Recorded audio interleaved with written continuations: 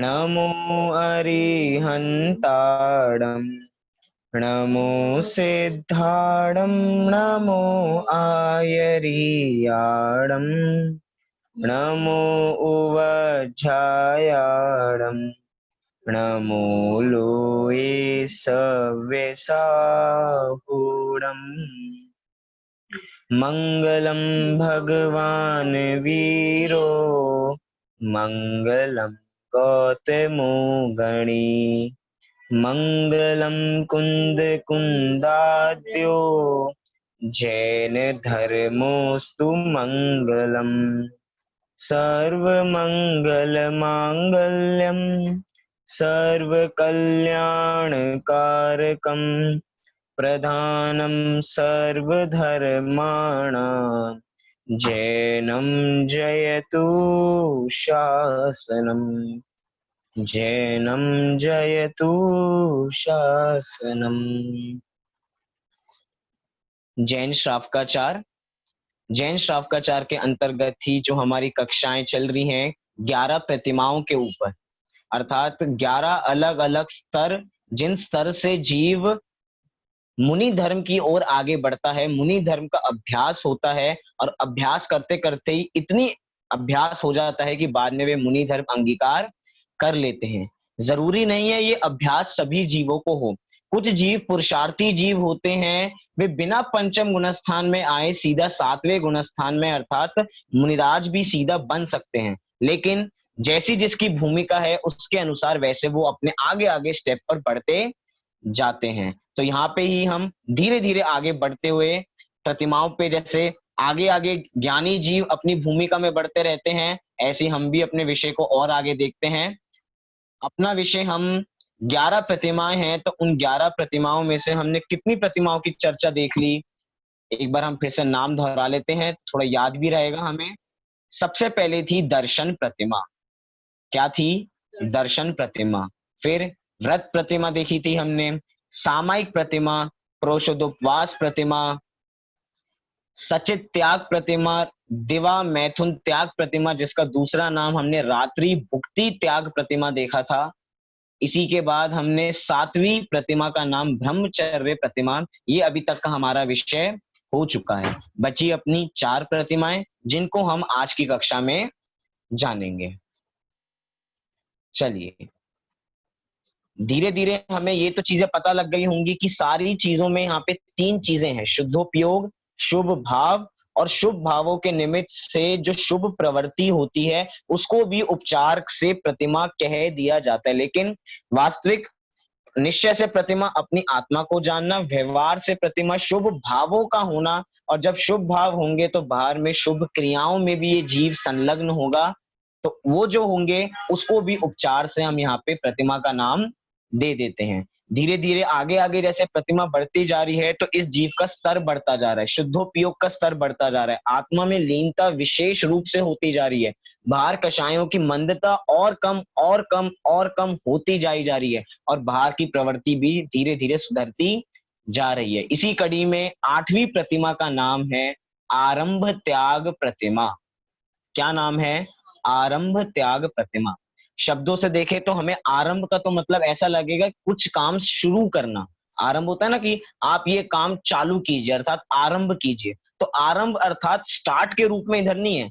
आरंभ अर्थात जिन भी कार्यों में बहुत ज्यादा हिंसा होती हो, जो पाप के कार्य हो, तो उसको कहा जाता है आरंभ के कार्य। तो अब क्या हो गया 8वीं प्रतिमा में आके, आरंभ जितने भी हिंसा के कार्य थे, जितनी भी पाप क्रियाएं थी, सबका त्याग यहाँ पे हो जाता है। कैसे हो जाता है? प्रतिज्ञा पूर्वक।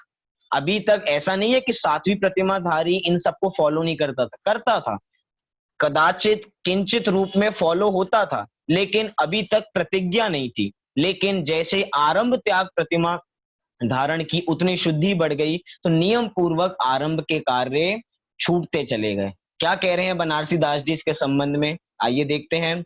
जो विवेक विधि आदरे करे न पापारंभ, सो अष्टम प्रतिमा धनी कुगति विजय रणथंब। क्या कह रहे हैं? कुगति विजय रणथंब। रणथंब अर्थात युद्ध का जो स्थान होता है। तो ये एक तरीके से आरंभ त्याग प्रतिमा वाला जीव योद्धा की तरह है, जिसने सभी कुगति के जो अर्थात कुविचारों को जिसने जीत लिया है, अपने विचारों पे कंट्रोल कर लिया है, अर्थात बुरे भावों पे जिसने विजय पा ली है, योद्धाओं की तरह, एक कर्मठ योद्धाओं की तरह, ऐसा ये आरंभ त्याग प्रतिमा वाला जीव हो जाता है। और क्या कह रहे हैं, जो विवेक विधि आदरे, अर्थात विवेक पूर्वक जो भी विधि का पालन करता है, करे न पापारंभ, अर्थात विधि का पालन करेगा, विवेक भी रखेगा, लेकिन उस विधि में, कोई भी विधि में जो भी काम करेगा वो पापारंभ नहीं होंगे, अर्थात पाप के कार्य नहीं होंगे। देखिए, घर में रहता है तो अभी आरंभ के कार्य तो होंगे, अर्थात जितनी भी चीजें हैं, अपने कपड़े कपड़े हैं तो कपड़ों को स्वयं ही धोएगा, खाना है तो खाना अपने लिए बनाएगा, लेकिन पापारंभ जो प्रत्यक्ष रूप से पापारंभ के कार्य हैं, जिसमें बहुत ज्यादा हिंसा होती है, उन सब का प्रतिज्ञा पूर्वक त्याग कर देता है। और यहाँ पे मुख्य रूप से व्यापार की बात की जाएगी, जिसको आरंभ यहाँ पे कहेंगे। फिर कह रहे हैं सो अष्टम प्रतिमा धनी, और वो ही अष्टम प्रतिमा के धनी होते हैं, वे ही कुगति विजय, अर्थात कुगति पे विजय प्राप्त कर लेते हैं। किसकी तरह, रणथंभ, अर्थात योद्धाओं की तरह वो इन कुविचारों को अपने वश में कर लेते हैं। क्या स्वरूप लिखा है, एक बार इसके माध्यम से भी देखते हैं। आठवीं प्रतिमाधारी श्रावक की यथोचित शुद्धि निश्चय प्रतिमा है। सबसे पहले निश्चय प्रतिमा बता दी कि आठवीं प्रतिमाधारी श्रावक की यथोचित शुद्धि, यथोचित शुद्धि अर्थात जिस भूमिका में वो अभी है उसके अनुसार शुद्धि, इसे कह रहे हैं यथोचित शुद्धि।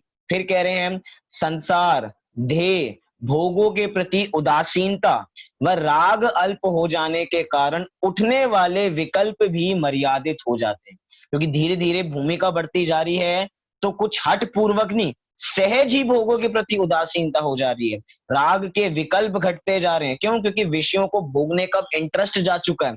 अगर विषयों को भोगने में आनंद ही नहीं आएगा तो राग भी कहां से होगा। अब उससे अरुचि भाव हो चुकी है, आसक्ति कम हो चुकी है, इसलिए विकल्प भी मर्यादित हो चुके हैं। वह बाह्य आरंभ का त्याग व्यवहार प्रतिमा है। आठवीं प्रतिमाधारी श्रावक स्वरूप स्थिरता पूर्वक धर्म आचरण में विशेष सावधानी रखता हुआ असी, मसी, कृषि, वाणिज्य आदि पाप आरंभ करने के विकल्पों का त्याग कर देने से सभी प्रकार के व्यापार का त्याग कर देता है। अर्थात किसी भी प्रकार का, आदि में सारे व्यापार ले लिए। हमने देखा है कि आदिनाथ मतलब ऋषभ देव, राजा ऋषभ देव थे, तो उन्होंने तीन चीजें, 6 विद्याओं में से असी, मसी, कृषि, असी अर्थात तलवार के संबंध में, मसी अर्थात लिखने के संबंध में, कृषि अर्थात खेती के संबंध में लोगों को बताया था कि ये चीजें होंगी, क्योंकि तभी चौथा काल खत्म हुआ था, और चौथे काल में तो पूरे कल्प वृक्ष हुआ करते थे, तो किसी चीज की आवश्यकता नहीं पड़ती थी। लेकिन अब जैसे ही पंचम काल आया तो लोगों को थोड़ा काम करना पड़ा कि अब क्या जी, कर्म कर्म चालू हो गए तो कुछ करना पड़ेगा, तो असी मसी कृषि का उपदेश दिया। वाणिज्य अर्थात जितना भी व्यापार, जो बिजनेस है, उसका यहाँ पे त्याग हो जाता है। क्यों त्याग हो जाता है? क्या बिजनेस नहीं करेगा ये जीव? नहीं करेगा, क्योंकि जो भी ये बिजनेस है उन सब में जीवों की हिंसा होती है, बहुत सारा आरंभ होता है, इसीलिए उसका त्याग कर देता है। कृषि में कितनी हिंसा, खेती करना, मतलब कि जैनियों के भी कुछ काम होता है ना कि कुछ काम तो करने ही नहीं चाहिए। जैसे सामान्य तौर पे हम बात करें कि कौन से काम करने चाहिए और कौन से काम नहीं करने चाहिए, तो यहाँ पे तो स्पष्ट रूप से कह दिया कि जैनियों को असी, मसी, कृषि, वाणिज्य आदि पाप आरंभ करने के विकल्पों का त्याग कर देने से, क्यों? अभी इसका त्याग कैसे किया? क्योंकि इनके विकल्प का त्याग कर दिया, इनके विकल्प का त्याग कर दिया तो इनका तो त्याग ऑटोमेटिक हो ही जाएगा, इसीलिए सभी प्रकार के व्यापार का त्याग हो जाता है। अब थोड़ी समस्या, थोड़ी दिक्कतें हो सकती हैं, मन में प्रश्न हो रहे होंगे कि सबका त्याग कर देगा और भी घर में भी है, तो अपना सारा घर बार कैसे चलेगा? क्या किसी से मांगना पड़ेगा? नहीं, मांगना नहीं पड़ेगा। क्यों? क्योंकि इतना तो ये परिमार्जित कर लेते हैं, इतना इकट्ठा हो जाता है। इसकी भी सीमा होती है कि देश द्रव्य क्षेत्र काल भाव के हिसाब से ये इतनी सामग्री को इकट्ठा कर लेते हैं जिससे इनकी अपना जीवन इनसे व्यतीत हो जाए। मतलब कि जैसे हम कर लेते हैं ना, सीमा बांध ली, हमने 1 लाख रुपए की सीमा बांध ली, अब 1 लाख रुपए से ही अपना पूरा जीवन चलेगा। लेकिन हमें लग रहा है कि अभी तो महंगाई का जमाना है, खर्चे इतने ज्यादा होते हैं, 1 लाख रुपए खत्म हो गए तो अब व्यापार तो करने नहीं जाएंगे, क्या करेंगे, क्या कर चीज होगी। कभी घर में जितना पैसा रखा है चोर आ गए, चोरी हो गई, तो क्या व्यापार करने लग जाएंगे, फिर पैसे कमाएंगे? नहीं। क्यों नहीं होगा? हो सकता है थोड़ी बातें लगी हैं अजीब सी, लेकिन किसी भी व्यापार के वो विकल्प में वापसी नहीं उठते हैं, समता भाव पूर्वक हर परिस्थिति में रहते हैं। क्यों? वास्तव में सम्यक दृष्टि जीवों के साथ अगर ऐसी कोई घटनाएं घटती भी है ना, वो भैया सम्यक दृष्टि जीव हैं। सम्यक दृष्टि जीवों के पास इतना पुण्य तो होता है कि उनके साथ कभी ऐसी घटनाएं नहीं घटती हैं, और अगर घट भी जाएं तो क्या पुण्य का उदय बंद थोड़ी हुआ है? अभी जितनी देर शुद्धोपयोग में है तो उतनी देर तो है, लेकिन बाकी समय जब शुभ भाव होते हैं तो पुण्य बांधते हैं। अब पुण्य के लक्ष्य से पुण्य नहीं बांधते हैं, वो भाव आते हैं तो काम होते हैं, तो सारे काम होंगे, शुभ कार्य होंगे तो पुण्य भी बंधेगा। अब पुण्य बंधा है तो पुण्य का उदय भी आएगा, तो उसके संयोग से ऐसे निमित्त नैमित्तिक संबंध बैठते हैं कि सब कुछ ऑटोमेटिक चलता जाता है, कोई परेशानी आती नहीं है। तो यहाँ पे किसका त्याग कर दिया है? आरंभ का त्याग कर दिया, अर्थात हिंसा के कार्यों का सर्व प्रकार से त्याग कर दिया है। चलिए अगली प्रतिमा की ओर आगे बढ़ते हैं। अगली प्रतिमा क्या है? 9वीं प्रतिमा, परिग्रह त्याग प्रतिमा। क्या नाम है? परिग्रह त्याग प्रतिमा। शब्दों से इसका देखते हैं। परिग्रह, परिग्रह क्या होता है? दो शब्द हैं, परि प्लस ग्रह।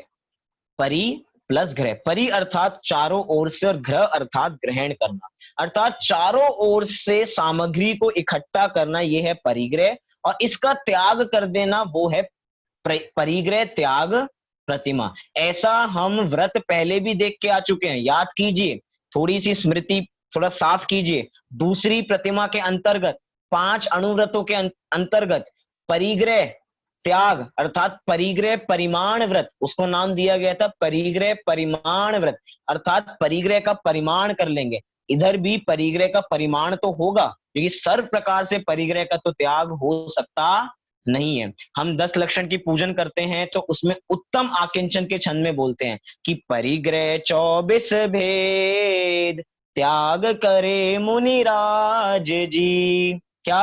कि आज त्याग करते हैं। नाम तो परिग्रह त्याग है, लेकिन संपूर्ण प्रकार का परिग्रह का त्याग इधर भी नहीं होता है। अगर इधर ही त्याग हो जाएगा तो इधर ही मुनि धर्म हो जाएगा। लेकिन अभी यहाँ पे श्रावक है, श्रावक की अपनी भूमिका होती है, तो यहाँ पे किस चीज का त्याग करना होगा तो आगे बता रहे हैं। छंद को देखते हैं क्या लिखा है इधर। जो दश धा परिग्रह को त्यागी, सुख संतोष सहित वैरागी, समरस संचित किंचित ग्राही, सो श्रावक नौ प्रतिमा वाही। थोड़ा नौ के आप मात्रा सही सी लगा लीजिए, यहाँ पे थोड़ी मिस्टेक है प्रिंटिंग में, उसको करेक्ट करके हम पढ़े। क्या बात कर रहे हैं? 9वीं प्रतिमा की बात कर रहे हैं, परिग्रह त्याग प्रतिमा की बात यहाँ पे चल रही है। क्या कह रहे हैं? जो दशदा परिग्रह को त्यागी। दशदा अर्थात 10 प्रकार के परिग्रह, क्योंकि परिग्रह के यहाँ पे 2 प्रकार के भेद हैं, एक अंतरंग परिग्रह और एक बहिरंग परिग्रह। अंतरंग परिग्रह कितनी प्रकार का है तो वो है 14 प्रकार का, और अपना बहिरंग परिग्रह कितना है? बहिरंग परिग्रह है अपना 10 प्रकार का। कौन कौन सा होता है इसकी बात भी करेंगे, पहले आगे छंद का अर्थ देखते हैं। क्या लिखा? सुख संतोष सहित वैरागी। देखिए स्थिति कितनी विचित्र है कि हम भोग के भोगी जीव परिग्रह को इकट्ठा कर करके भी सुखी नहीं हो रहे हैं, और यहाँ पे 9वीं प्रतिमा वाले जीव परिग्रह का त्याग कर करके सुखी होते जा रहे हैं। मतलब हम परिग्रह को इकट्ठा करके भी सुखी नहीं हो पा रहे, और वे परिग्रह को त्याग करके सुखी हो पा रहे हैं। सोचिए विचित्रता देखिए, हमने परिग्रह से सुख माना, पहली मिथ्या मान्यता तो हमारी ये कि हमने परिग्रह से सुख माना, तो मिथ्या मान्यता नंबर 1। और उसके बाद चलो आपने सुख माना, तो क्या आप सुखी हुए परिग्रह को इकट्ठा करके? नहीं हुए, क्योंकि अब ज्ञानी जीवों की ज्ञानी हो गए हैं भैया, उनकी दृष्टि सुधर चुकी है, सम्यक हो चुकी है उनकी दृष्टि। उनको पता लग गया कि परिग्रह में सुख नहीं है, इसीलिए सब परिग्रह का धीरे धीरे त्याग करते जा रहे हैं। अब धीरे धीरे देखिए 11 प्रतिमाएं हैं, 9वीं प्रतिमा में आ चुके हैं। 2 प्रतिमाओं के बाद ही अर्थात अनुमति त्याग प्रतिमा और अनुद्दिष्ट त्याग प्रतिमा के बाद ही सीधा वो मुनि भूमिका के और बढ़ जाएंगे, अर्थात मुनि धर्म अंगीकार कर लेंगे। इसीलिए ये सारी प्रतिमाओं का क्रम है कि इसके बाद क्या, इसके बाद क्या। अब यहां से परिग्रह का त्याग करना प्रतिज्ञा पूर्वक प्रारंभ हो चुका है। परिग्रह का त्याग तो पहले भी हो रहा था, लेकिन प्रतिज्ञा पूर्वक नहीं था, बस इतना सा अंतर है।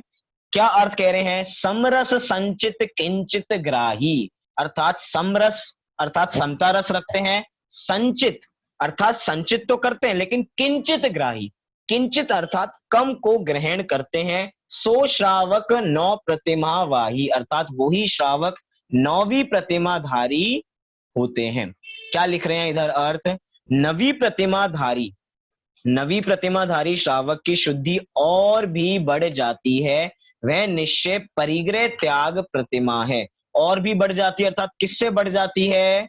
अनुमति त्याग, सॉरी पिछली वाली आरंभ त्याग प्रतिमा से और भी बढ़ जाती है, अर्थात और प्रकार की शुद्धि हो चुकी है। क्यों? देखिए हमारा उपयोग बहुत चंचल है, क्योंकि बार बार विषयों में दौड़ता है। क्यों दौड़ता है? इसलिए दौड़ता है क्योंकि हमारे पास इतनी सारी चीजें हैं, उसका ध्यान रखने के लिए अपना उपयोग इधर उधर दौड़ता है। हम जब कभी पढ़ाई करते हैं ना, तो पढ़ाई करते हुए क्या कंसंट्रेशन कैसे किया जाए? अगर हम रोड की तरफ मुंह करके पढ़ाई करें तो क्या होगा? 10 प्रकार की चीजें देखेंगे, इधर से ये गाड़ी जा रही है, इधर से वो गाड़ी जा रही है, तो अपनी पढ़ाई नहीं हो पाएगी। लेकिन अगर दीवार की तरफ मुंह करके हम पढ़े तो क्या होगा? अब दीवार ही बार बार दिखेगी तो उसको दीवार का देखने का मन ही नहीं करेगा, तो क्या करेगा? वो अपनी पढ़ाई में लग जाएगा। ऐसे यहाँ पे है कि परिग्रह घर में होगा तो उसका ध्यान, उसकी संभाल, कहीं वो चोरी ना हो जाए, इसका देख संभाल पूरी होगी। लेकिन अब ज्ञानियों के घर में ऐसा कुछ होता ही नहीं जिसका उनको डर हो कि अब इसकी चोरी हो जाएगी। हम सब इतने भयभीत इसलिए हैं क्योंकि किसी ना किसी के घर में कुछ ना कुछ ऐसी वस्तुएं हैं जो वो तिजोरियों में रखते हैं, अलमारियों में रखते हैं, लेकिन वो कभी चोरी नहीं होने वाली। लेकिन इतना भय है कि ये चीज किसी को दिख ना जाए, उस पर चादर ढक देंगे। क्यों? मूल्यवान नहीं है, लेकिन कोई इसको देख ना ले, ये चोरी ना हो जाए, इसके भय से हम उसको एकत्रित करके रखते हैं, संभाल के रखते हैं। लेकिन अब यहाँ पे ज्ञानियों का जीवन खुली किताब की तरह है। खुली किताब की तरह अर्थात कोई भी आए और उनको पढ़ सकता है, कोई मना नहीं है। परिग्रह इतना है ही नहीं कि राग बुद्धि उसमें इतनी होवे, इसीलिए ये यहाँ पे अपने परिग्रह को सीमित कर लेते हैं। फिर लिखा वे तो निश्चय प्रतिमा त्याग, वह तो निश्चय परिग्रह त्याग प्रतिमा है, और उसके साथ कषाय मंद होने से अति आवश्यक सीमित वस्तुएं रखकर बाकी सभी प्रकार के परिग्रह त्याग करने का शुभ भाव व बाह्य परिग्रह त्याग व्यवहार परिग्रह त्याग प्रतिमा है। अर्थात सभी प्रकार के परिग्रहों का त्याग नहीं किया, यहाँ पे कह रहे हैं अति आवश्यक सीमित वस्तुएं रखकर, इतनी तो वस्तुएं रखेगा और बाकी वस्तुओं का त्याग कर देगा। 10 प्रकार के परिग्रह कौन कौन से हैं? तो तत्वार्थ सूत्र में भी सूत्र आता है, हम हिंदी में देखते हैं। क्या लिखा? क्षेत्र, वास्तु, क्षेत्र अर्थात अपनी जो भूमि है, क्षेत्र, वास्तु, हिरण्य, सुवर्ण, धन, धान्य, दासी, दास, वस्त्र, बर्तन, अथवा क्षेत्र, वास्तु, धन, धान्य, दासी, दास, मनुष्य, गाय, भैंस आदि पशु, शैया, आसन अर्थात सोने के साधन, यान, वाहन आदि गमनागमन के साधन, वस्त्र और बर्तन, अर्थात अलग अलग प्रकार से 10 प्रकार के परिग्रह बताए, इनका त्याग हो जाता है। जैसे कि पॉल्यूशन कम करने के लिए बहुत बार बात की जाती है क्या, कि घर में जब सबको एक ही दिशा में जाना है तो सब अपनी अपनी गाड़ियों में क्यों निकले? घर में 4 लोग होंगे तो 4 गाड़ियां, 8 गाड़ियां, 20 गाड़ियां, कभी इस गाड़ी से जाएंगे तो कभी इस गाड़ी से जाएंगे। लेकिन अब यहाँ पे कुछ ऐसा परिणाम ही नहीं है, इतना परिग्रह इकट्ठी करने की भावना ही नहीं है, किसी से मिलने की इतनी भावना नहीं है, क्योंकि बार बार जितने जिससे मिलेंगे तो उतने ही मन में विकल्प जागृत होंगे, और जितने विकल्प होंगे उतने ही हम अपनी आत्मा से दूर होंगे। इसीलिए ज्ञानी जीव सबका यहाँ पे त्याग कर देते हैं। देखिए यहाँ पे क्या लिखा? बर्तनों का त्याग हो जाता है, घरों में बहुत बर्तन होंगे जिनका उपयोग नहीं होता है, उसके बावजूद भी उसको इकट्ठा करके रखना परिग्रह का दोष लग रहा है। चाहे हम उन बर्तनों का उपयोग करते हैं या नहीं करते हैं, लेकिन रखे हैं तो उसका पाप आपको जरूर लग रहा है। क्यों? क्योंकि उसमें आपका ममत्व परिणाम है। और अगर वो घर में रखे हुए होते हुए भी उससे ममत्व परिणाम हट जाए तो समझना वो परिग्रह नहीं है। वास्तव में परिग्रह यहाँ पे है, वस्तु का नाम परिग्रह नहीं है। मन के अंदर जो हमने वस्तुएं अपनी मान रखी, गरीब व्यक्ति के पास कुछ नहीं है, क्या वो अपरिग्रही हो गया? जो जितने भी पशु हैं उनके पास कुछ नहीं है, घर बार कुछ नहीं है, वो अपरिग्रही हो गए?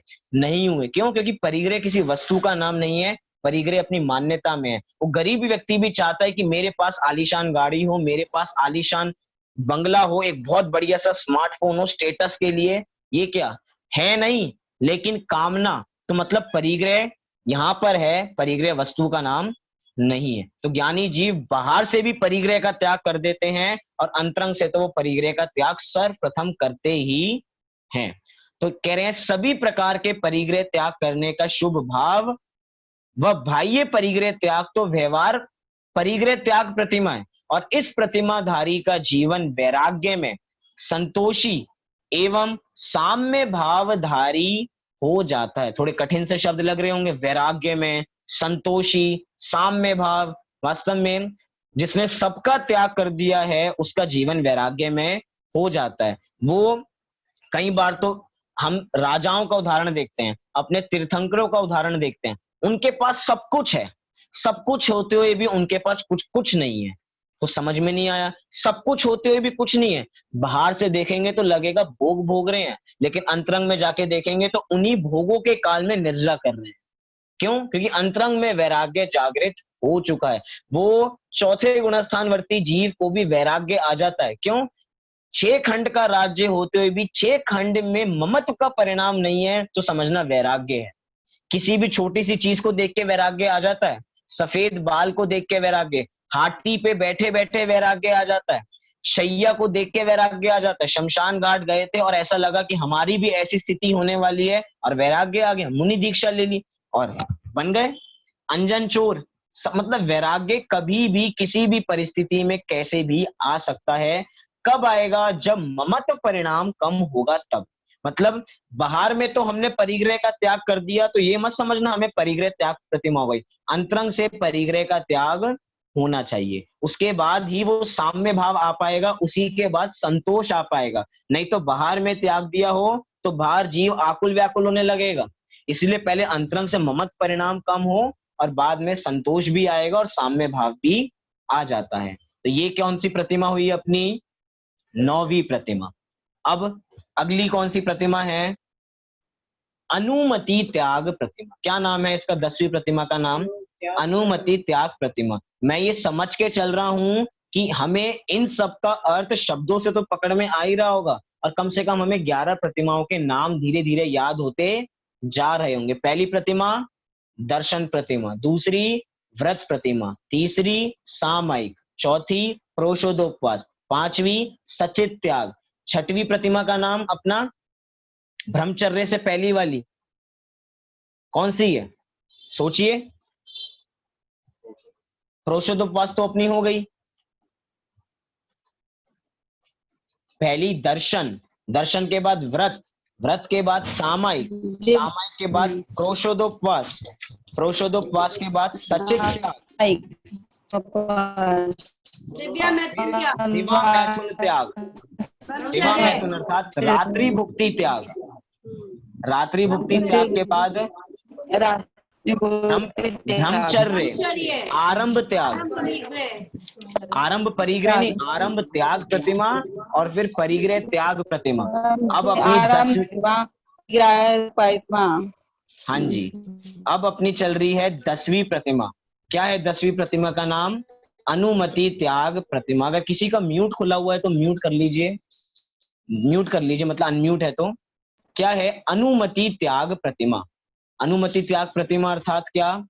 अनुमति का भी त्याग कर देना। किसका त्याग कर देना?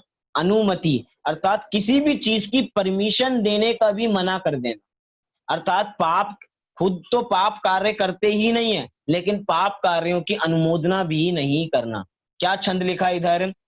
पर को पापारंभ को जो ना दे उपदेश, सो दशमी प्रतिमा सहित श्रावक विगत कलेश। क्या कह रहे हैं?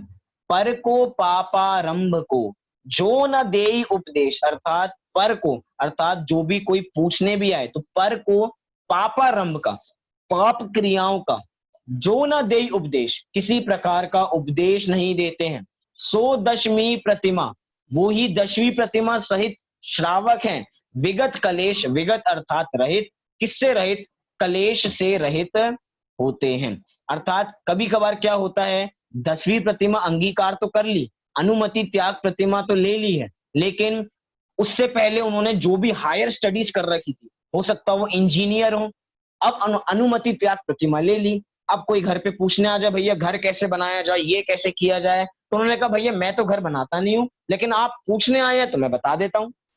ये क्या है? खुद तो त्याग कर दिया लेकिन दूसरों को उपदेश दे दिया। लेकिन यहाँ पे किसी प्रकार का उपदेश भी नहीं देना, पाप आरंभ का, अर्थात ब्रह्मचर्य प्रतिमा में जैसे कोई किसने ब्रह्मचर्य प्रतिमा ली और बच्चे अभी हैं और बच्चे बड़े बड़े हैं, तो अभी ब्रह्मचर्य प्रतिमा में जो जीव है वे अपने बच्चों की शादी तो करा सकते हैं, लेकिन अनुमति त्याग में तो वे उन शादियों में भी सम्मिलित नहीं होते किसी भी कार्य से। एक तरीके से ब्रह्मचर्य में ना वो शादी तो खुद अगर नहीं हुई है तो करेंगे नहीं, और अगर हो गई है तो ब्रह्मचर्य से रहेंगे, अपनी हो तो करा देंगे, लेकिन उपदेश सामने से तो वे भी नहीं देते हैं, लेकिन अगर कोई पूछ ले तो हाँ भी भर देते हैं। क्या कहा? ब्रह्मचर्य प्रतिमा में सामने से उपदेश नहीं देंगे, लेकिन अगर कोई घर पे पूछने आ जाए, कोई रिश्ता बता दीजिए, कुछ ये बता दीजिए, घर कैसे बनाया जाए, वास्तु क्या है, व्यापार कौन सा किया जाए, खुद से नहीं बताएंगे, लेकिन कोई पूछने आएगा तो बता देंगे। लेकिन अनुमति त्याग में तो हर प्रकार से त्याग हो जाता है, जो भी पाप के आरंभ के कार्य होते हैं। क्या लिखा? आइए देखते हैं। इस दशमी प्रतिमाधारी श्रावक की शुद्धि पहले से भी बढ़ गई है, पहले से भी बढ़ गई है, अर्थात पिछली वाली प्रतिमा से भी और विशेष हो चुकी है। परिग्रह त्याग प्रतिमा में जितनी शुद्धि थी उससे और शुद्धि बढ़ गई है। वह शुद्ध परिणति निश्चय प्रतिमा है, उसकी सहज, ब्रैकेट में लिखा बिना हटके, अर्थात बिना हटके, उदासीनता अर्थात राग की मंदता इतनी बढ़ गई होती है कि अपने कुटुंबी जनों एवं हितैषियों को भी किसी प्रकार के आरंभ अर्थात व्यापार, शादी, विवाह आदि के संबंध में सलाह, मशवरा, अनुमति आदि नहीं देता है। अर्थात चाहे घर की भी क्यों ना शादी हो, अरे सगे संबंधियों की शादी है, बाहर की शादियां छोड़ दी है, लेकिन अपने कुटुंब, अपने अपने परिवार में शादी आ गई, अपने बच्चों की शादी आ गई, क्योंकि हो सकते हैं बच्चे बड़े हों, लेकिन उनकी में भी किसी प्रकार की अनुमोदना नहीं करना। जो हो रहा है ठीक है, लेकिन उनकी किसी प्रकार से अनुमति नहीं है कि ऐसा करो ऐसा करो। सामने से पूछा भी जाएगा तो वहां पे मौन रहेंगे। क्यों? क्योंकि उनके निमित्त से उन्होंने ऐसा उपदेश दिया और उसकी वजह से उनको ऐसा पाप लगे आरंभ कार्य का, वो ऐसा चाहते नहीं है। अर्थात कृत, कारित और अनुमोदना सब प्रकार का त्याग यहाँ पे हो जाता है, सब प्रकार का। ये आगे की भूमिका में भी लगाइए, जब कोई मुनिराज बन जाए तो उस समय में भी किसी को ऐसे उपदेश देना कि ऐसा कर लो वैसा कर लो, अपना व्यापार बढ़ाने के लिए ऐसा कर लो, इसमें भी कुछ नहीं चल सकता। क्यों? क्योंकि 10वीं प्रतिमा श्रावक में ही अनुमति त्याग ले ली, अर्थात अनुमति नहीं देने की बात। अब इन कार्यों में नहीं उलझते हैं, संसार के कार्य हैं, व्यापार, शादी, विवाह सब किसके कार्य हैं? संसार के कार्य हैं। और ये तो अभी मोक्ष मार्ग में धीरे धीरे आगे बढ़ते जा रहे हैं, मुनि धर्म की ओर आगे जा रहे हैं, और मुनि धर्म अपनी आत्मा के लिए होता है, और यहाँ पे मुनि धर्म की प्रैक्टिस चल रही है एक तरीके से, एक एक स्टेप बाय स्टेप। तो यहाँ पे अनुमति का भी यहाँ पे त्याग कर दिया जाता है। फिर इस श्रावक को उत्तम श्रावक कहा जाता है। उत्तम श्रावक कहा जाता है, इसका मतलब क्या हुआ? इसके संबंध में हम आगे देखेंगे कि श्रावक का विभाजन किस प्रकार होता है, कि कौन से जघन्य श्रावक होते हैं, कौन से मध्यम श्रावक होते हैं और कौन से उत्तम श्रावक होते हैं। तो ये क्या हुई अपनी अनुमति त्याग प्रतिमा। चलिए 11वीं प्रतिमा की ओर आगे बढ़ते हैं। क्या है 11वीं प्रतिमा का नाम? उद्दिष्ट त्याग प्रतिमा। अर्थात अपने पूरी क्लास पास होने वाले हैं, पंचम गुणस्थान पे बिल्कुल चरम सीमा पे हैं अब हम, अर्थात उद्दिष्ट त्याग का अंतिम प्रतिमा पंचम गुणस्थान की, अर्थात यही सबसे ज्यादा उत्कृष्ट श्रावक होते हैं। 10वीं प्रतिमा वाले और 11वीं प्रतिमा वाले जीव ही उत्कृष्ट श्रावक होते हैं। पंचम गुणस्थान का उत्कृष्ट लेवल है ये। दो कषाय चौकड़ी का भाव सबको है, दर्शन प्रतिमा वालों को भी और 11वीं प्रतिमा वालों को भी, लेकिन यहाँ पे उत्कृष्ट श्रावक हो गए हैं जिन्होंने उद्दिष्ट का त्याग कर दिया है। उद्दिष्ट की बात भी हम देखेंगे। अभी इसका छंद देखते हैं, क्या लिखा बनारसी दास जी ने। जो सुछंद वर ते तज डेरा, मठ मंडप में करे बसेरा, उचित आहार उदंड विहारी, सो एकादश प्रतिमा धारी। अर्थात एकादश अर्थात 11, 10 अर्थात 10 और एक और लगा लीजिए तो एकादश अर्थात 11।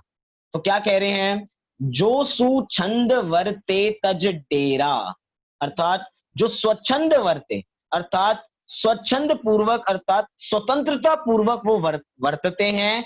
तज डेरा अर्थात अपना घर बार छोड़ देते हैं। घर बार छोड़ देंगे तो क्या करेंगे, मठ मंडप में करें बसेरा। कहां बसेरा करते हैं, मठ या मंडप में बसेरा करते हैं या मुनिराजों के संग में रहते हैं, अर्थात अपने घर का त्याग कर देते हैं। और क्या करते हैं उद्दिष्ट त्याग प्रतिमा में, उचित आहार उदंड विहारी, उचित आहार लेते हैं अर्थात अनुद्दिष्ट आहार ही लेते हैं, उद्दिष्ट आहार नहीं लेते हैं। उदंड विहारी विहार करते हैं, मुनिराजो जैसा ही इनका भी विहार होता है, स्वरूप अभी हम देखेंगे आगे। और इन्हीं को एकादश प्रतिमाधारी कहते हैं, अर्थात 11वीं प्रतिमाधारी जीव इन्हें ही कहते हैं। क्या लिखा है इसके संबंध में, 11वीं प्रतिमा श्रावक का सर्वोत्कृष्ट अंतिम दर्जा है ये।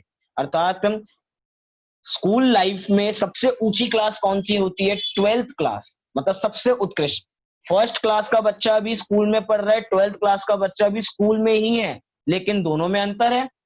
ऐसे यहाँ पे सब पढ़ तो स्कूल में ही रहे हैं, सब पंचम गुणस्थान के स्कूल में पढ़ रहे हैं, लेकिन सबका दर्जा अलग अलग यहाँ पे हो रहा है। तो ये क्या हो, कौन सा दर्जा है, ये सर्वोत्कृष्ट अंतिम दर्जा है, अंतिम क्लास यहाँ पे है।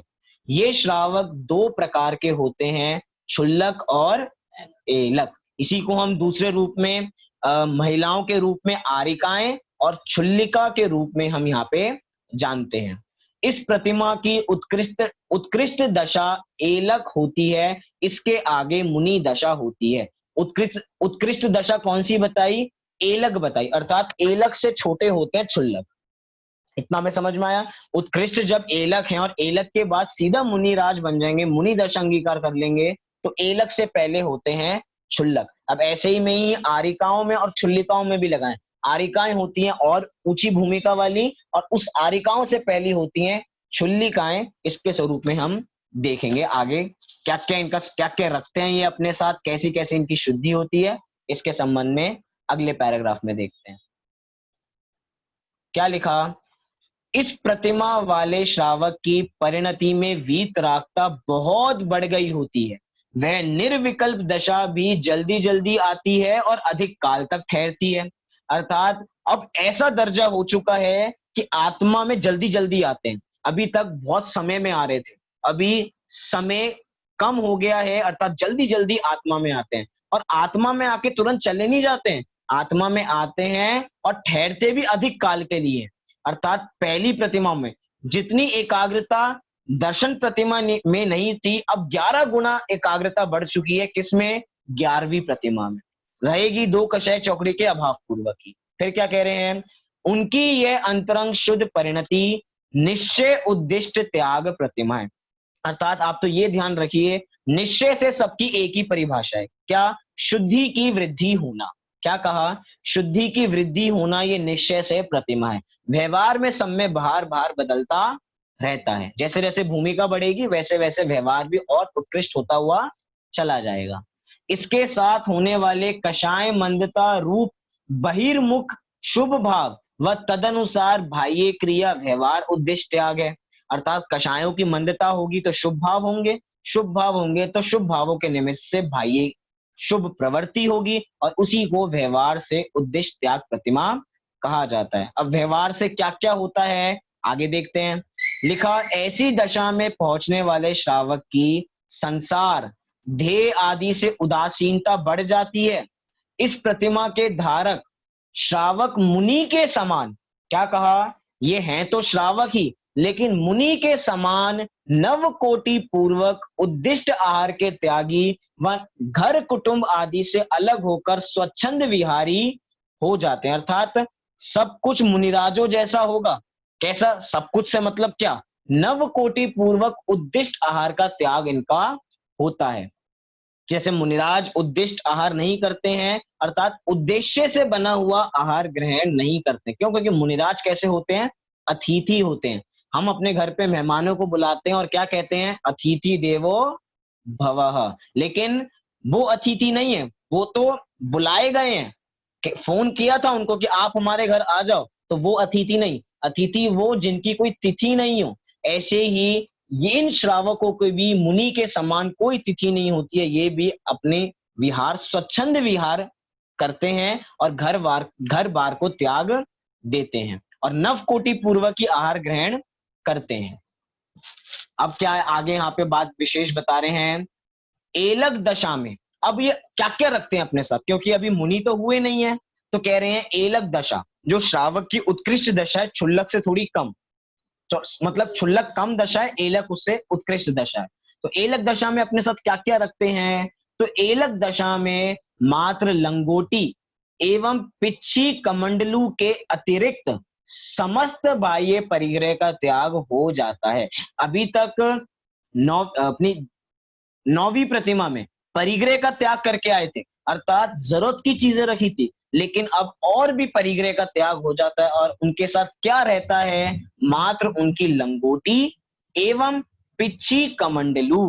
क्या क्या रहता है, लंगोटी, पिच्छी और कमंडलू, अर्थात लंगोटी अर्थात अंग पे लंगोटी डाल लेते हैं, पिच्छी रखते हैं और कमंडलू रखते हैं मुनिराजों के समान, और समस्त बाह्य परिग्रह का त्याग कर देते हैं। अब क्षुल्लक क्या करते हैं, क्षुल्लक दशा में अनासक्ति भाव एलक के बराबर नहीं हो पाते, अर्थात बाह्य में अनासक्ति तो हुई है, लेकिन इतनी अनासक्ति का भाव नहीं आया जितना एलक को आ जाता है, इसलिए थोड़ा कम। तो इसमें क्या होगा, अब जब आसक्ति भाव है और एलकों से ज्यादा है तो कुछ चीजें भी ज्यादा होंगी या चीजें बदल जाएंगी। तो क्या कह रहे हैं, अतः उनकी आहार विहार की क्रियाएं एलक के समान होने पर भी, सारी क्रियाएं एलक के समान होंगी, लेकिन लंगोटी के अलावा ओढ़ने के लिए अखंड वस्त्र अर्थात चादर, ये नहीं कि हमने कुर्ता सिलवा लिया और कुर्ता पहन लिया ये हमारा वस्त्र हो गया, वो तो खंड वस्त्र है, जोड़ जोड़ के बनाया गया उसको, उसमें कुछ कटिंग हुई है। क्या कह रहे हैं, खंड अखंड वस्त्र, खंड वस्त्र अर्थात बिल्कुल एक चादर सी ओढ़ लेते हैं, तथा पिछी के स्थान पर वस्त्र रखने का। अब इनके पास पिछी नहीं होगी, पिछी के स्थान पे क्या हो गया, वस्त्र आ गए हैं, और ये केश लोच भी नहीं करते। एलक तो केश लोच कर सकते हैं, अपने बालों को खुद ऐसे हटा लेते हैं, नोच लेते हैं, लेकिन यहाँ पे क्षुल्लकों के पास हजामत बनाने का सामान इनके साथ होता है, ये अपनी हजामत खुद बना सकते हैं, तथा पात्र में भोजन करने का रहा रह जाता है। अर्थात जो एलक हैं वे तो पात्र में आहार ग्रहण करते हैं, कौन से पात्र में, हाथ रूपी पात्र में। जैसे मुनिराज आहार ग्रहण करते हैं, ऐसे ही एलक भी आहार हाथ में ही ग्रहण करते हैं, लेकिन क्षुल्लकों के पास क्या होता है, क्षुल्लकों के पास अपना एक वस्त्र, एक बर्तन होता है, पात्र होता है, उस धातु रूपी पात्र में ही वे अपना भोजन ग्रहण करते हैं। और कैसे ग्रहण करते हैं, मुनिराज तो खड़े खड़े आहार ग्रहण करते हैं, लेकिन यहाँ पे एलक और क्षुल्लक आराम से बैठ के पद्मासन में अपना आहार लेते हैं, अर्थात जिसको भिक्षा वृत्ति के नाम से भी जाना जाता है। कि अब भिक्षा वृत्ति शास्त्रों में तो आया, लेकिन लोगों ने इसका बिल्कुल अलग गलत अर्थ बना दिया, भिक्षा अर्थात भीख मांगना, लेकिन मुनिराजों की भिक्षा वृत्ति ही होती है, वे जाते हैं, और ये भिक्षा वृत्ति मुख्यतः शब्द श्वेतांबरों में बहुत प्रसिद्ध है, उनकी भिक्षा वृत्ति होती है, लेकिन भिक्षा वृत्ति सामान्य अर्थ है कि खुद ना करके जाते हैं और आहार ग्रहण करते हैं, ये बनाते नहीं है स्वयं आहार। जैसे मुनिराज आहार ग्रहण करते हैं वैसे ये भी आहार ग्रहण करते हैं। अब क्या है, जो पुरुष हैं वे तो इससे आगे बढ़ के मुनि धर्म अंगीकार कर सकते हैं, लेकिन महिलाओं में पंचम गुणस्थान ही सर्वोत्कृष्ट गुणस्थान है, अर्थात क्षुल्लिका और आरिका, यही उनका सर्वोत्कृष्ट स्वरूप, उनका यहीं तक है, इससे आगे की उनकी दशा नहीं होती। क्यों? क्योंकि इतनी शुद्धि नहीं हो पाती, वो 3 कषाय चौकड़ी के अभाव में समर्थ नहीं हो पाती, इसीलिए इसकी वजह से उनकी मात्र 2 कषाय चौकड़ी का अभाव ही रहता है और यही उनका उत्कृष्ट स्वरूप होता है। इस प्रतिमा के धारक श्रावक नियम से ग्रह विरत ही होते हैं। क्या कहा? इस प्रतिमा के धारक श्रावक नियम से ग्रह विरत होते हैं, अर्थात ग्रह के त्यागी होते हैं, घर में नहीं रहते हैं।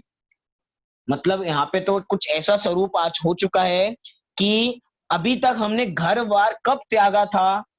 घर हमने कब त्यागा? अभी तक हमारा 11वीं प्रतिमा में आके हमने घर-बार को त्यागा है। लेकिन आज परिस्थिति बदल गई है। जैसे ही कोई व्रत अंगीकार कर लेता है कि बहुत बड़े हो गए, उन्होंने अपने घर-बार त्याग दिया। यहाँ तक कि 7वीं प्रतिमा तक व्यापार कर सकते हैं।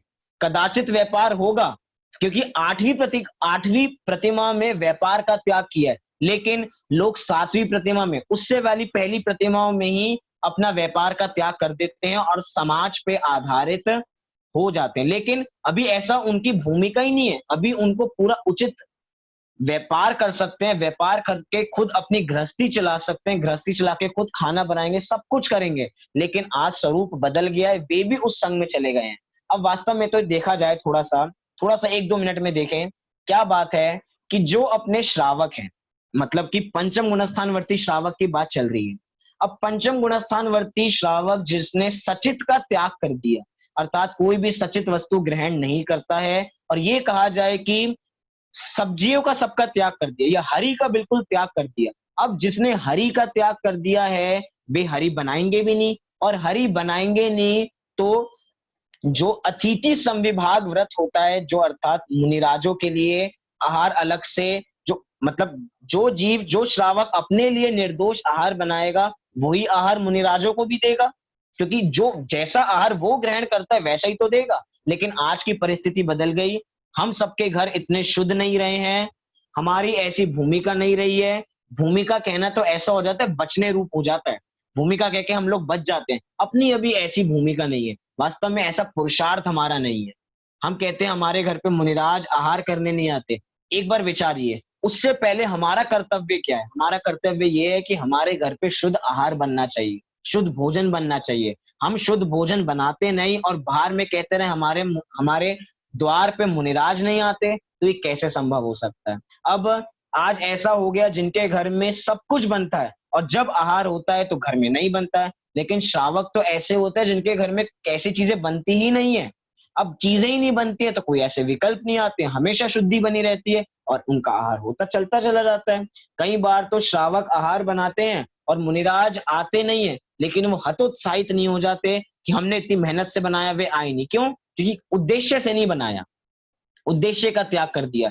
मुनिराज कभी भी, मतलब हम तो मुनिराज की अपेक्षा बात करें, श्रावक को देखें, मुनिराज को अभी थोड़ा बाद में चर्चा करें। श्रावक की देखें, 11वीं प्रतिमाधारी जीव जो उद्दिष्ट आहार का त्यागी हो चुका है, वो ऐसा नहीं कह सकते कि आज मेरा खाने का ये मन है, आप मेरे लिए ये बना दीजिए। आज तो बस ये खाने का बहुत इच्छा हो रही है, आपने उस दिन बहुत अच्छा दिया था, आज भी आप ये बना दीजिए। अर्थात कोई फरमाइश नहीं हो सकती। मतलब ऐसा लग रहा होगा, ये कैसा बंधन है? जो उनको पसंद होगा हम तो वो बनाएँगे कि हम उनके हिसाब से। भैया वो इतने त्यागी हैं, कम से कम दिन में सीमित करते हैं, कम से कम उनके मनपसंद तो बनाएँ। उनसे पूछ ही आते हैं कि उनको क्या पसंद है? नहीं। क्यों? क्योंकि उद्देश्य से बने हुए आहार का वो त्याग कर चुके हैं। अब वो उद्देश्य से बना हुआ आहार ग्रहण नहीं करते हैं। अगर पता लग जाए कि ये आहार मेरे उद्देश्य से बना हुआ है, तो अंतराय समझ के वहाँ से चले जाते हैं। क्या? या कहीं पे दूसरी जगह विधि मिले, कोई ऐसे भाव अंदर से आ जाएँ, तो वहाँ पे जाके ले लेते हैं। वहाँ पे भी ना मिले, तो अंतराय समझ के वापसी आ जाते हैं। अब फिर कल फिर से निकलेंगे प्रतिज्ञा लेके। मतलब एक तरीके से स्वरूप वास्तव में कैसा है, कुछ ज़ोर ज़बरदस्ती का नहीं है, खींच-तान का नहीं है। ये अपने में स्वयं में ही चलता रहता है, क्योंकि अंतरंग में कषाय नहीं है, तो बहिरंग में वैसा व्यवहार होता चला जाता है। बस एक अंतिम पैराग्राफ है, बातें अभी बहुत सारी हैं, लेकिन अंतिम पैराग्राफ देखते हैं क्या लिखा है इधर। पंचम गुण स्थान में 11 प्रतिमाएं ग्रहण करने का उपदेश है। सो आरंभ में उत्तरोत्तर अंगीकार करनी चाहिए, अर्थात एक के बाद एक ग्रहण करनी चाहिए। ऐसा नहीं कि सीधा 7वीं ले ली और 7वीं के बाद सीधा 11वीं ले ली, और अगर सीधा ली भी है तो पहले की फॉलो होनी चाहिए। अभी आगे कहेंगे, नीचे की प्रतिमाओं की दशा जो ग्रहण की थी वह आगे की प्रतिमाओं में छटती नहीं है, छूटती नहीं है, बल्कि वृद्धि को प्राप्त होती है। जिन्होंने 7वीं प्रतिमा ली है, इसका यह मतलब नहीं है कि वो 12 व्रतों का पालन छोड़ देंगे, वे सचित त्याग जो उन्होंने किया था उसको छोड़ देंगे, बल्कि वो तो और वृद्धिंगत होगा और बढ़ेगा, अर्थात दशा उनकी बढ़ती ही जा रही है। हमारी क्लास का प्रमोशन होता है, हम 5th से 6th क्लास में आते हैं तो पहले पेपर होता है, और पेपर होगा, कभी भी पेपर हो या नए स्कूल में जाए और 6th क्लास में एडमिशन लेना, तो पहले 5th तक का ज्ञान देखा जाता है। 5th का नहीं 4th का देखा जाएगा, 4th का नहीं 3rd का भी देखा जाएगा, मतलब सारी क्लास का ज्ञान होगा, तभी आप इस क्लास में प्रवेश पा सकते हो। अर्थात आगे आगे की प्रतिमाओं में पिछली पिछली प्रतिमाएं सारी सम्मिलित होती हैं, बल्कि वृद्धि को प्राप्त होती चली जाती हैं। अब इन 11 प्रतिमाओं में से कौन से उत्कृष्ट श्रावक हैं, कौन जघन्य और कौन मध्यम, तो एक पंक्ति में बता दिया कि पहले से 6वीं प्रतिमा तक जो धारण करते हैं वो कौन से हैं, जघन्य व्रती श्रावक होते हैं। अर्थात दर्शन प्रतिमा से लेकर दिवा मैथुन त्याग प्रतिमा तक, रात्रि भुक्ति त्याग तक कौन से श्रावक हैं, जघन्य व्रती श्रावक हैं। फिर 7वीं प्रतिमा से लेकर 9वीं प्रतिमा तक, अर्थात ब्रह्मचर्य प्रतिमा से लेकर अपना परिग्रह त्याग प्रतिमा तक, कौन सी प्रतिमा, परिग्रह त्याग प्रतिमा तक, 3 प्रतिमाओं में मध्यमवर्ती श्रावक हैं। और 10वीं व 11वीं प्रतिमाधारी जीव उत्कृष्ट व्रती श्रावक होते हैं। इस प्रकार हमने यहाँ पे 11 प्रतिमाओं का स्वरूप पूरा किया। हो सकता है कि आज इतनी जल्दी जल्दी क्यों चल रहे हैं, अभी तक तो एक प्रतिमा को एक दिन में देख रहे थे, आज तो सीधा चौका ही मार दिया, सीधा 4 प्रतिमाएं एक साथ ले ली। लेकिन कुछ बाद में कक्षाएं नहीं हो सकती है, इसकी वजह से हमने पूरा स्वरूप आज में ही देखा। कभी बाद में समय मिलेगा, कुछ ऐसे नियोग बनेंगे तो इन प्रतिमाओं को भी एक एक दिन में विस्तार से इनका स्वरूप जानने का प्रयास करेंगे। लेकिन अभी आज कंप्लीट नहीं करते तो पहले का भूल जाते, क्योंकि मुझे पता है कि आप पहले इतना याद करते नहीं होंगे। तो अब एक बार तो कम से कम 11 प्रतिमाओं का स्वरूप हमें समझ में आ जाए, इसीलिए हमने यहाँ पे 11 प्रतिमाओं को देखा। तो अभी आपको इस संबंधित कुछ प्रश्न हो 11 प्रतिमाओं से संबंधित, तो आप अभी पूछ लीजिए। तरीके से इस श्रृंखला की हमारी अंतिम क्लास अभी रहेगी, इसलिए जो आपको प्रश्न हो अभी तक का वो पूछ लीजिए।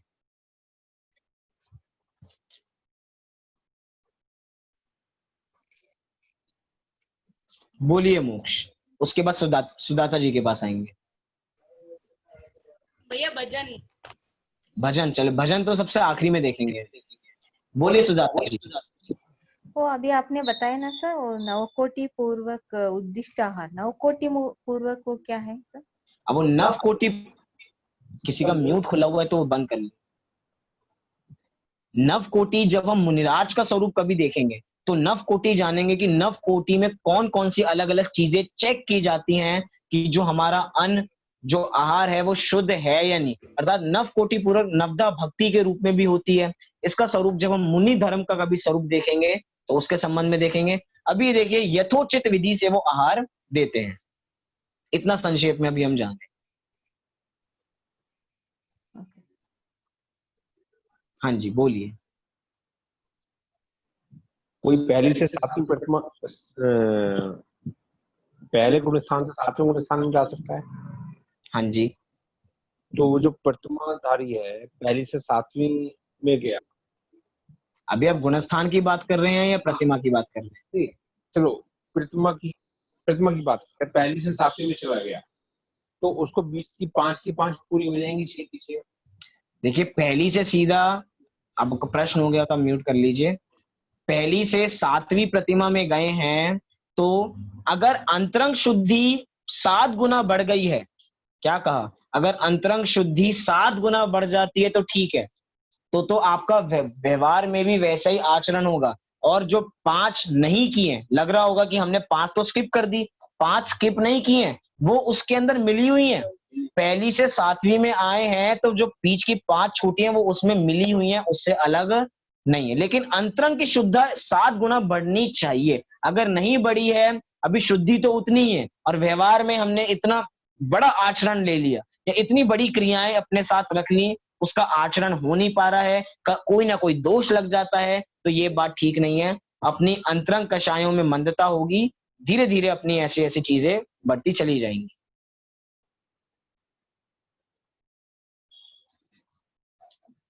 हाँ जी, किसी को कुछ और प्रश्न 11 प्रतिमाओं के संबंध में?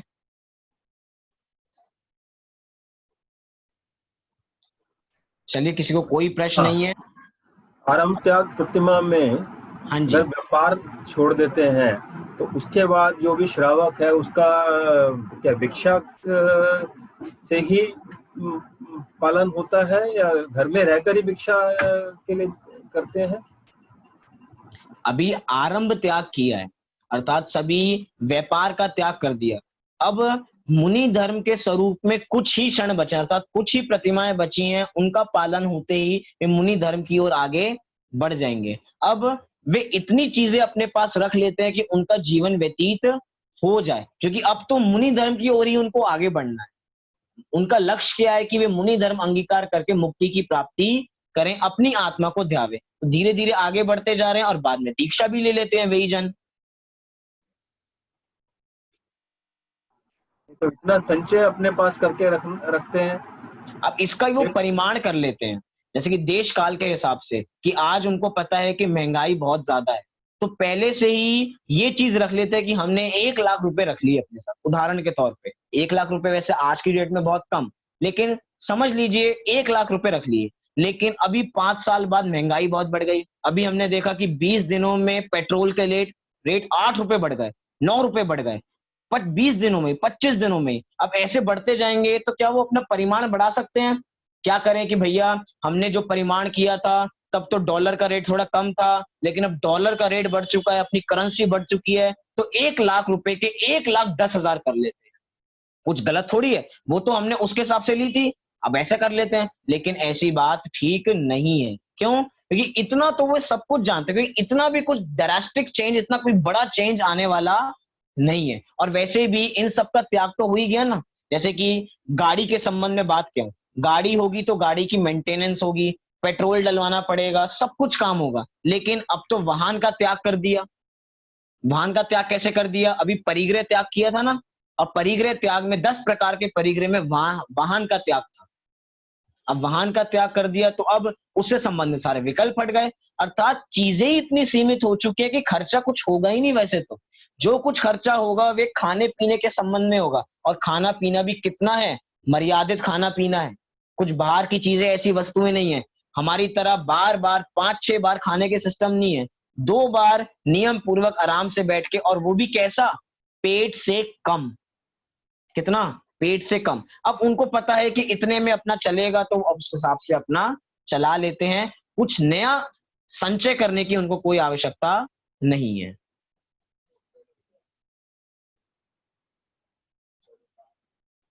चलिए, अभी हमने यहाँ पे 11 प्रतिमाओं का स्वरूप देखा, जैन श्रावकाचार के संबंध में बहुत सारी क्लासेस देखी। अभी कहा तो प्रतिज्ञा तो ऐसी ली थी कि अभी व्रत प्रतिमा के 12 व्रत की भी कक्षा आगे चलनी थी। अभी इसके बाद और भी समझना था, लेकिन अभी समय का अभाव है, समय ज्यादा नहीं है, काल द्रव्य अभावात, कि काल द्रव्य की कमी है। इसीलिए जब समय मिलेगा हम कक्षाओं का संचालन करेंगे। जब भी कोई विशेष पर्व आएगा तो समय मिलेगा तो करेंगे, लेकिन अभी के लिए इस श्रृंखला में ये अंतिम कक्षा है। और इतनी सारी कक्षाओं में कम से कम 3 महीने तो हमें हो ही चुके होंगे। 3 महीने से हम सुबह शाम बैठ रहे हैं। हो सकता हो आप मेरे से बोर हो गए हो, तो अब आपके पास कुछ समय है कि आप दूसरे वक्ताओं को भी सुनो, उनसे भी कुछ धर्म लाभ लेवो।